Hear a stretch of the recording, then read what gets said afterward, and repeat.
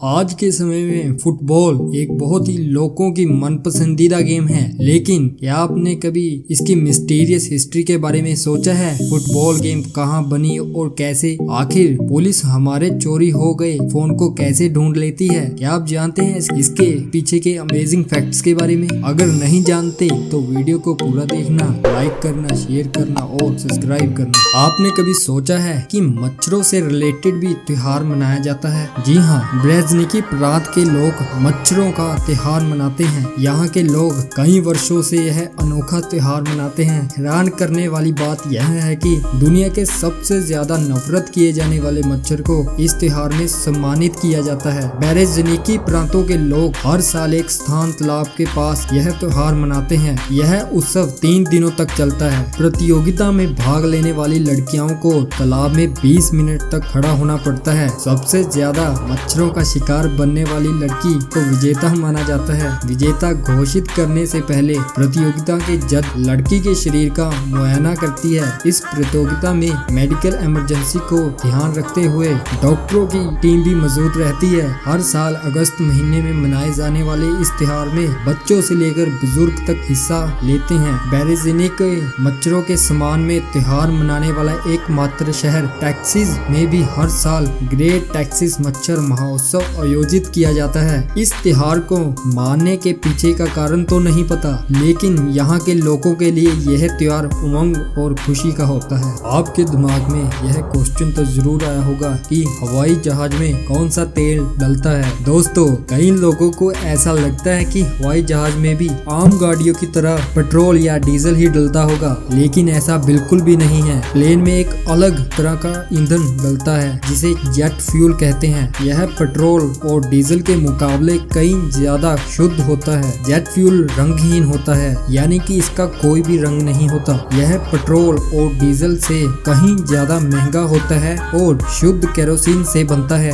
यह भी 2 प्रकार का होता है, जेट ए और जेट A1। ऐसा इसीलिए होता है क्योंकि जब हवाई जहाज ज्यादा ऊंचाई पे जाता है तो इसका इंजन जाम हो सकता है, लेकिन जेट फ्यूल -40 डिग्री सेल्सियस से -47 डिग्री सेल्सियस में ही डलता है और इसका यही टेम्परेचर रहता है। फुटबॉल गेम का आविष्कार चीन में 476 BC के आसपास हुआ था। आज यह कल्पनीय हो सकता है कि फुटबॉल की उत्पत्ति चीन में मानी जाती है। यह देखते हुए कि वर्तमान में उनकी national team FIFA world cup ranking में केवल 96 स्थान पर है, लेकिन मोस्ट ऑफ द एक्सपर्ट इस बात में सहमत है कि ओरिजिनल गेम का आविष्कार लगभग 476 BC में चीन में हुआ था, जहां इसे कूजो के नाम से जाना जाता है। बाद के पूरे इतिहास में प्राचीन ग्रीस, माया एम्पायर और इंग्लैंड में क्रिकेट जैसी डाइवर्स खेलों में एक वाइड रेंज रही है और आज तक सबसे पुरानी शेफील्ड FC दुनिया का सबसे पुराना फुटबॉल क्लब है और इसकी स्थापना 1857 में हुई थी। क्लब वर्तमान में north premier league division forest south east में खेल रहा है। एक प्रोफेशनल गेम हमेशा 90 मिनट लंबी होती है, जिसे 45 मिनट प्लस ठहराव समय के 2 हिस्सों में विभाजित किया जाता है। खेल के प्रत्येक आधे हिस्से में इंजरीज और ब्रेक के आधार पर ठहराव का समय आमतौर पर 1 से 5 मिनट का होता है। अब तक के सबसे तेज गोल करने में केवल 2.4 सेकंड का समय लगा। नफाक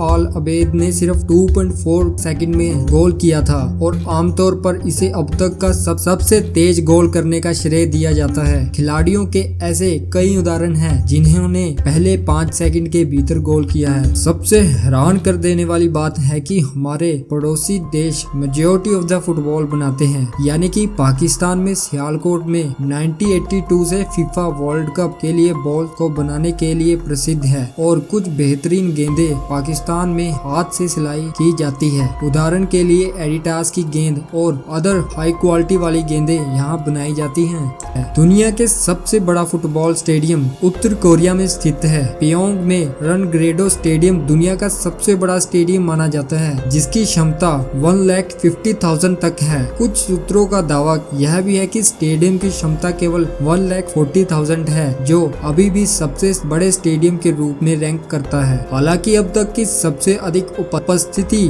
1950 में मराकाना स्टेडियम में दर्ज की गई थी, जहां 1,99,854 लोगों ने उरुग्वे वर्सेस ब्राजील का मैच देखा था। करंट अटेंडेंस 78,838 पर सीट है। काजुयोशी मियोरा सबसे ओल्डेस्ट या कह सकते हैं कि एक लेजेंड, जो एक सबसे पुराना प्रोफेशनल खिलाड़ी है। जापानी फुटबॉल खिलाड़ी और आइकन काजुयोशी मियोरा, जिन्हें कुजो के नाम से भी जाना जाता है, वर्तमान में सभी समय के सबसे ओल्डेस्ट प्रोफेशनल खिलाड़ी हैं। वह 52 वर्ष के हैं और 50 वर्ष की आयु में सर स्टैनली मैथ्यूज द्वारा बनाए गए पिछले रिकॉर्ड को तोड़ दिया। काजुयोशी मियोरा योकोहामा एफसी में जापानी लीग में खेल रहे हैं। जब कभी आपका मोबाइल चोरी हो जाए तो पुलिस स्टेशन पे रिपोर्ट करने में पुलिस आपसे IMEI नंबर जरूर मांगती है। यदि आपके पास यह नहीं है तो अधिकारी सीक्रेट तरीके से फोन ट्रैक करते हैं। IMEI नंबर का पूरा नाम इंटरनेशनल मोबाइल इक्विपमेंट आइडेंटिटी होती है। यह हर डिवाइस में अलग अलग होती है और इससे हम डिवाइस को ट्रैक करते हैं। आपको बता दें कि मोबाइल को ट्रैक करने के लिए ट्रायंगुलेशन मेथड का उपयोग करते हैं। जैसे कि हम जानते हैं, मोबाइल ऑन होने के बाद सिम नेटवर्क टावर से कनेक्ट हो जाता है। इसके बाद पुलिस को सिम कंपनियों की मदद से अंदाजा मिल जाता है कि सिम कार्ड कितनी रेंज में है। आमतौर पर यह रेंज 2G, 3G, 4G के लिए अलग अलग होती है।